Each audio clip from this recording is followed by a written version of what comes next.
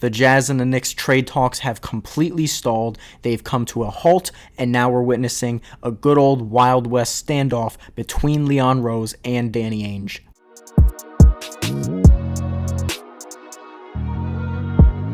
Yo, what's going on, guys? Welcome back to Yelling and Propelling, episode number 10.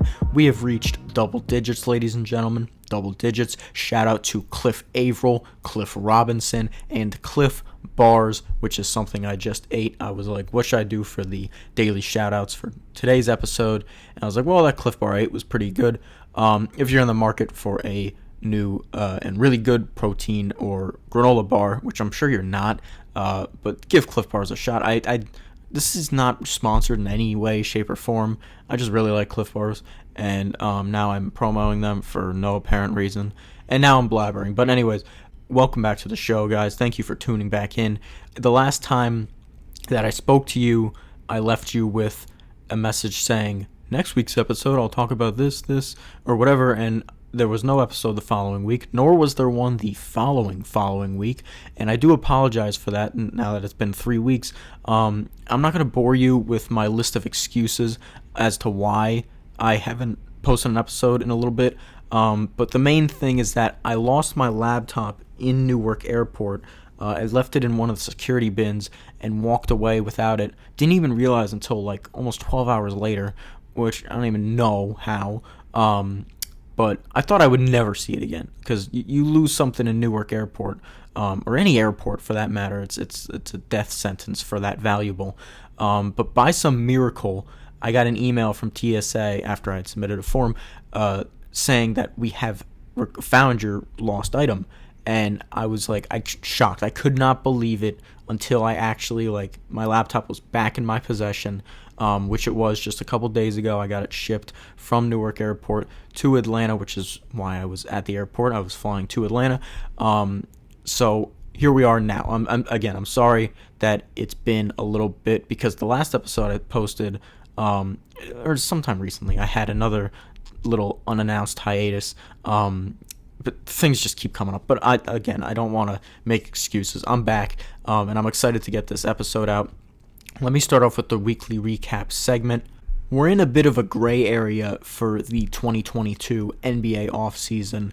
The offseason to the offseason, if you will. There's nothing really notable. There's no notable dates until, maybe 3 weeks from now. So there is some news to report, and I will report just that.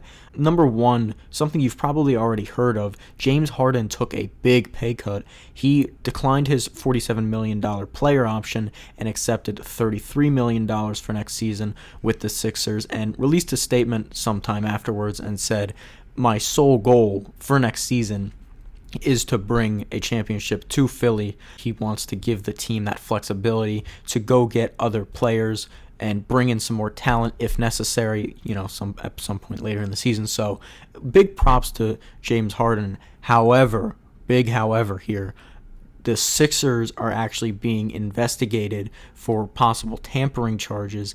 And this one's pretty interesting. Listen to this. So, per Woj, the NBA is pursuing circumstances surrounding Harden declining his $47 million option to sign a 1+1 deal that cut his salary to $33 million, as I just reported, and gave the team more flexibility to sign PJ Tucker and Daniel House. So, some have wondered if another deal was already in place for the future, which of course is against CBA rules. Basically, the timing of everything is what has the league suspicious. The Sixers front office is in full cooperation, and head coach Doc Rivers is of the opinion that the team did nothing wrong. The Sixers are the second team we've heard in tampering rumors so far this offseason, with the Knicks, of course, being the first. Some huge news broke about a week and a half ago, and that is that the Celtics are pursuing Kevin Durant. That alone isn't groundbreaking news, because who wouldn't want KD on their roster? But what is pretty crazy is that the Celtics actually offered a package to the Nets with Jaylen Brown included in the deal.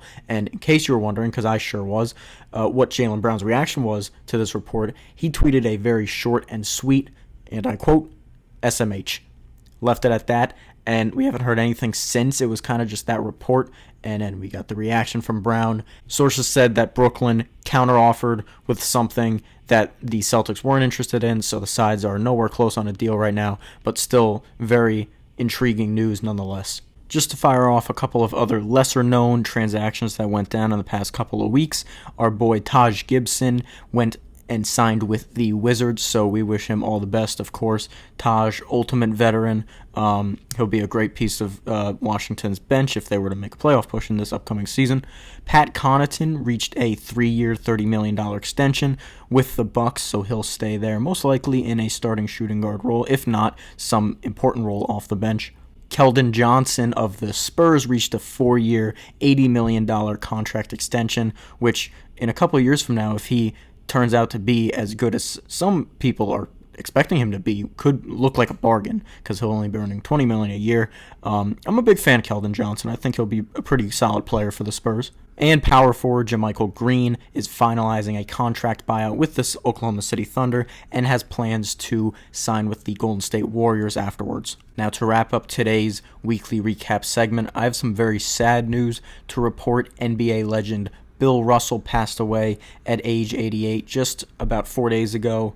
It was reported in the morning, and the entire day the NBA community was grieving. Obviously, Bill Russell, one of the greatest basketball players of all time, arguably the best center in NBA history, and undoubtedly the greatest winner in sports history, if you were to ask me. So, RIP to Mr. Russell, and my condolences go out to his entire family. Let's move along to the topic of this episode, which of course is about the trade talks between the Knicks and the Jazz. I talked a ton about it in the last episode and talked about how confident I am that Donovan Mitchell will be a Knick by the start of this upcoming season. And fast forward 3 weeks from then to the present, and here we are. The Jazz and the Knicks trade talks have completely stalled. They've come to a halt, and now we're witnessing a good old Wild West standoff between Leon Rose and Danny Ainge. So the million-dollar question is as follows: who's going to budge first? Just to be clear, I want to emphasize that both sides are still very motivated to get a deal done. As I reported probably multiple times in previous episodes, the Jazz picked the Knicks. They hand-picked us as a suitor for Donovan Mitchell. If a trade were to get done, they want it to be to the Knicks, that we are their number one option. And of course, there's still motivation on our side. We think that we can get their asking price down. But just as like a general thing, like in these types of situations, like the break that we're going on here with the Jazz, they're going to go listen to other offers. Shams reported recently that the Hornets and the Wizards are two other potential suitors, and they're listening to offers from them probably as we speak, and they're listening to Miami's offers. Miami just keeps calling and saying, hey, we'll give you a hero and 3 first-round picks, and the Jazz keep hanging up. It's the same thing over and over. It's like a broken record. But anyways, the two organizations had talked for probably up to 2 weeks straight, just trying to get a deal done, and both are firm on their asking price. Obviously, we know Danny Ainge wants a historic return for Donovan Mitchell, and he is looking for a return better than what he got for Gobert. And a lot of people, including myself, look at that Gobert deal and say that they got so much. They got too much. The Timberwolves overpaid, if anything, right? So we don't want to have to do that. We don't want to have to pay anything more than that, really. It was the 5 first-round picks, and technically 6 if you factor in, I want to say his name is Walker Kessler. I think that's what his name is. Anyways, he was the Timberwolves pick. I think he was picked 24th in this year's draft. Obviously, they got no value out of him. He didn't play for the team, is what I'm trying to say. So technically, it's 6 first-round picks if you put him in there. And then also Jared Vanderbilt, Patrick Beverly, and a plethora of other role players. So insane package. And that was for Gobert. So obviously it makes sense why they're going to ask for more if they're going to trade Donovan Mitchell. As an organization, we can understand that and understand where they're coming from. However, at some point we put our foot down and say, Mr. Danny Ainge, you are going to be the first one to lower your asking price so that we can get a deal done here, because we are the ones that have the leverage, not you. And to any Jazz fan, to anybody that for some reason thinks that the Jazz have the leverage in this scenario, Number one, let's look at the Jazz side first. Number one, Donovan Mitchell, there's no chance that he shows up to training camp like nothing happened. There's no chance that they just have plans to start the season with Donovan Mitchell and then the roster completely changed from last season. Rudy Gobert's gone. Quinn Snyder's gone, and Donovan Mitchell expressed his concern when they relieved him of his duties. So that will not happen. And also from the Jazz perspective, they're the ones that picked the New York Knicks as the number one suitor for if Donovan Mitchell is moved. We're not just hyping up our own assets and saying, oh, you should pick us. We're better than this team and this team.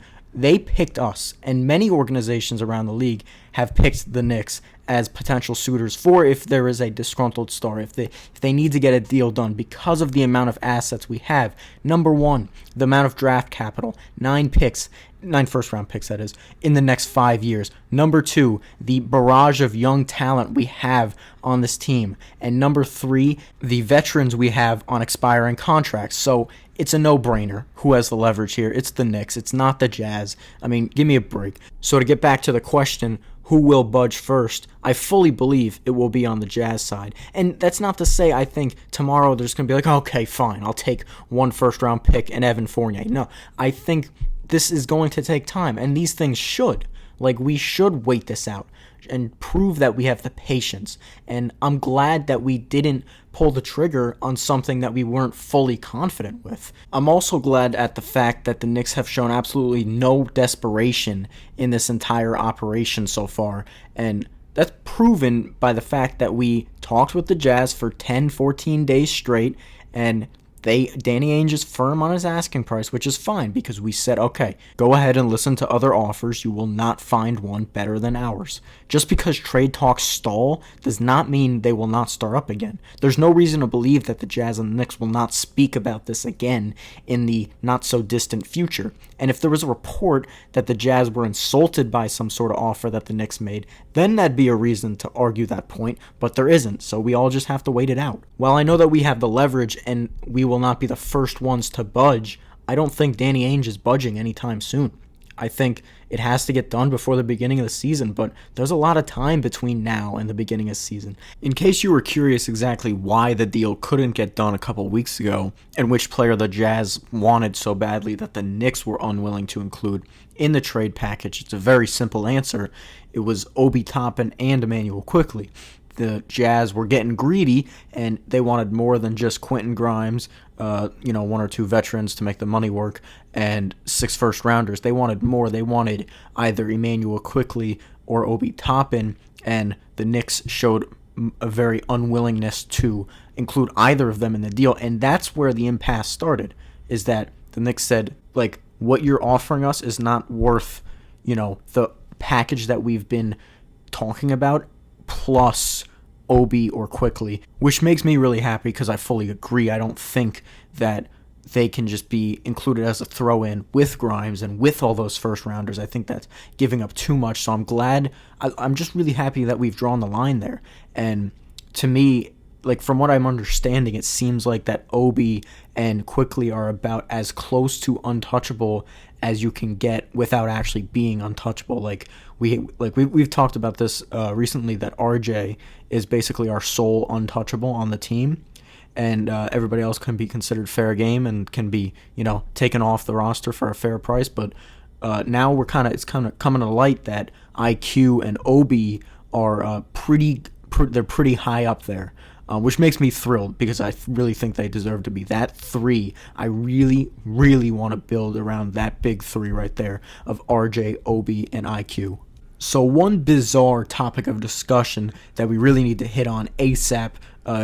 News broke 2 weeks ago, so it's been too long for me to not talk about it. Mark Stein originally reported and said, one league source advised me, these are Mark Stein's words, by the way, in Las Vegas, to keep an eye on the Knicks and Lakers discussing a potential Westbrook deal if, in big letters and separated by hyphens, if Leon Rose can successfully bring Donovan Mitchell to Madison Square Garden. So, what does that mean? Well, it means that Donovan Mitchell might not be the only big name that still has yet to come to New York this offseason, and that Leon Rose might have something else up his sleeve, essentially.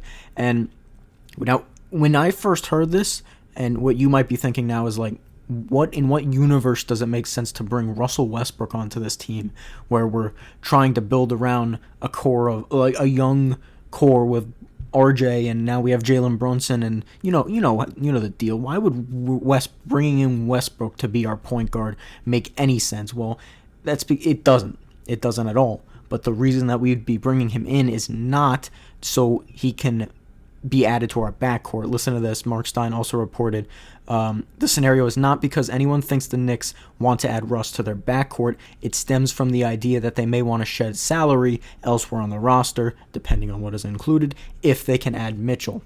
There were some previous reports that stated something along the lines of some members of the New York Knicks front office does not see Julius Randle as a long-term fit on this team, especially if Donovan Mitchell is brought onto the roster. So this is one way that we could possibly not only dump Randle's contract, but just get off of Randle and get him off of the team so that Obi is able to move into that starting lineup. I know it sounds kind of cruel, but listen, it's a business, and I'm not sure how clear I've made this, but I am certainly of the opinion that we should dump Randle pretty much as soon as possible. Not by like all means, not just get him off the team by any means, not that kind of thing. And if we can make it work like this, I'm totally in favor of something like this. And it works in the Lakers' favor as well, because they're in the same boat with Russell Westbrook, essentially. I know Darvin Ham came in, new Lakers head coach Darvin Ham came in and said, we're going to get Russ right. He's not going anywhere.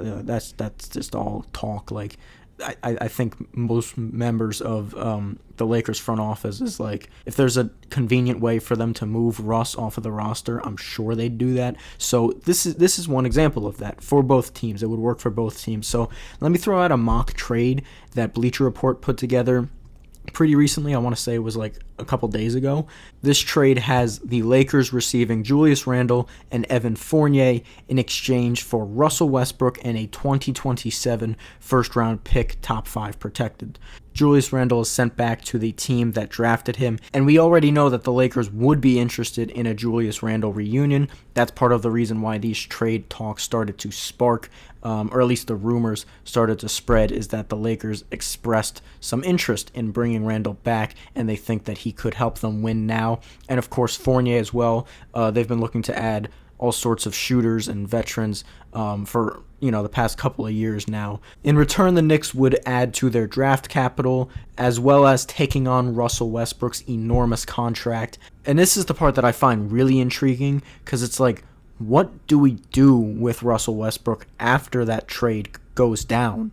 Because for one, we know that it's not insert him into the starting lineup and try to win now with Russ, and it would not be have this $47 million player come off our bench and do anything. Like, I'm not sure if it would result in an immediate buyout, so then he can just go sign with another team on a much more team-friendly contract, probably one that reflects how his play has been more recently. So I'm not really sure. I couldn't tell you what would go on there, but my guess is that there'd be a buyout pretty soon afterwards. I don't think even if this trade goes down, I don't think he even plays a minute in a New York Knicks jersey. But if he did for like this offseason, and then he's just like there as like a trade piece, or if he even like sat out, this trade is still worth it for me, because we get off of Randle and can free up some more space, because we have that logjam with the wings and like the shooting guard small forward position. We get Evan Fournier off the team, which isn't as much of like a woohoo moment as it is to get off of Randle, because I think Evan Fournier actually did pretty solid this past year. And I don't think that he needs to be moved before the start of the season by any means, but it's just like a sweetener to the Lakers for this trade. But regardless, the trade would be Fournier and Randle to LA in exchange for Russ and a future first-round pick with some sort of protection on it. So it looks something like that. And me personally, I would love to see that go down after Donovan Mitchell gets traded to the Knicks. I like how, just like in the whole Donovan Mitchell scenario, the Knicks front office is showing no desperation here at all. So like we said, They're not super desperate to bring Mitchell in by some certain date, nor are they trying to get Randall off the team by any means. And it's more of like it's something to keep in the back pocket. It's something they think that they can get done before the start of the season, but if they don't, it's not the end of the world. They don't see Randall as a long-term fit on the team. Obi's eventually going to slide into that starting power forward spot. Everybody knows it. So it just makes more sense to be like, let's like scour for some like a scenario like the Lakers with like they have a guy they want to get rid of and the contracts work, so then maybe we get something done there, rather than going to teams and saying, hey, we've got this player who we thought was good and thought was going to be the face of the franchise, but this past season he played like dog crap, so what can you give us for him? And like you're just immediately saying, we've got this guy who we want off the team. He's at like the lowest of the low in terms of his trade value. You're immediately giving the other team the leverage. And these type of scenarios are all about leverage, guys. Trust me. This whole episode is all about leverage, because I was talking about it with the Donovan Mitchell scenario. We have the leverage. That's a good thing. If we were to come out and say, we want Randall off the team, I don't care what you give us, just give us something, well, then they can easily, throw lowball offers at us, number one, but also be like, okay, well, if you include, blank and blank, then maybe we'll think about doing you the favor of taking on Randall and like you get him off the roster. So then it's like a flip-flop. Like, even though they're getting like an NBA player in Julius Randle, we'd be the ones that are getting the favor done to us, if that makes sense. I hope it does, because I just like messed up the grammar there, but that's what I'm trying to say, is that I'm glad that we've moved past that as an organization, and I like how it's just something in the back pocket, something in the back of our minds, and it's not the end of the world if we go into this season with Julius Randle still on the roster. I don't know why I continuously forget to talk about Summer League, but let me do that for a brief moment right now. 3 weeks ago, the Knicks played in the Summer League Championship against the Trailblazers, but unfortunately were defeated 85-77. It was an all-around rough game for the team, and Portland pretty much outplayed us from the jump.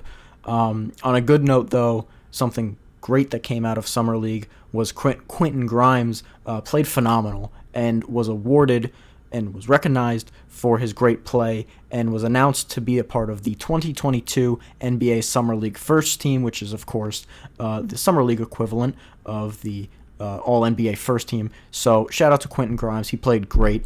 I really like seeing that lineup with like Deuce at the 1 and Grimes at the 2 and Jericho Sims holding down the paint. Freaking love Jericho Sims, man. Well, hey guys, I think that's just about all I got for today's episode. Atlanta's great. I went to State Farm Arena for the first time for a WWE Friday Night SmackDown. State Farm Arena is no MSG, but it was still pretty nice. I can't imagine too much unfolding within the next couple of weeks, but I will throw another episode at you 2 weeks from now, and at that point I'll be back in my basement in good old New Jersey. That's just kind of contradicting good old New Jersey anyways. Thank you guys all for listening. Episode number 10 of Yelling and Propelling. Have a superb rest of your day or night, and I hope to see you again soon. Go Knicks.